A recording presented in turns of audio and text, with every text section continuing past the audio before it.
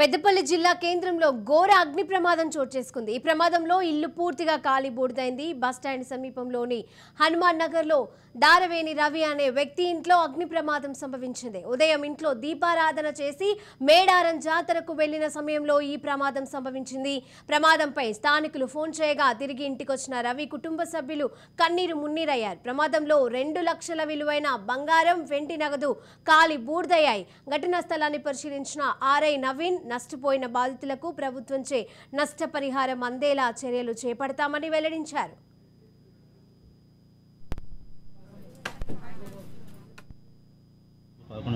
సమయంలో బస్టాండ్ పక్కగల్లి హనుమాన్ నగర్లో అగ్ని ప్రమాదం జరిగింది అని సమాచారం మేరకు నేను ఇక్కడ రావడం జరిగింది। ఇక్కడికి వచ్చిన పిదప వెంటనే ఫైర్ ఆఫీసర్ గారు మేము కలిసి అగ్ని ప్రమాదం జరిగిన ఏదైతే దారవేణి రవి వారి ఇంటిలో మంటలను అదుపులోకి తేవడం జరిగింది। ఆ తర్వాత ఇక్కడ ఉన్న పంచుల సమక్షంలో వారిలో జరిగిన అగ్ని ప్రమాదంలో జరిగిన నష్టపరిహారం గురించి అంచనా వేయడం జరిగింది।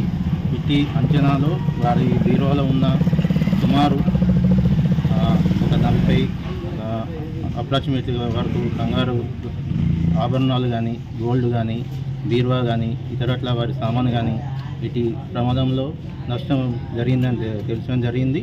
కావున ఇటు పూర్తి నివేదికను తహసీల్దార్ గారికి సమర్పించిన తర్వాత ప్రభుత్వం నుంచి తగు నష్టపరిహారం ఇప్పించేందుకు కృషి చేస్తానని తెలియజేస్తున్నాను।